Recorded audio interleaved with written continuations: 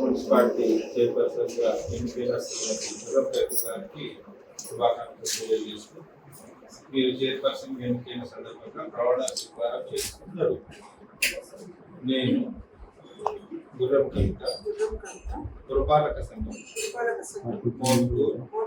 యొక్క చైర్పర్సన్ గా ఎన్నుకోబడి దైవం మీద ప్రమాణం చేస్తూ నేను ప్రత్యక్షంగా గాని పరోక్షంగా గాని లేదా ఏ వ్యక్తి గాని వ్యక్తులు గాని నా పరిగణనలోనికి తీసుకువచ్చిన సమాచారమును కానీ నాకు తెలిసిన విషయమును గాని చైర్పర్సన్ గా నా విధులను నిర్వర్తించుటకు తప్ప వేరే విధముగా బహిర్గతం చేయదు.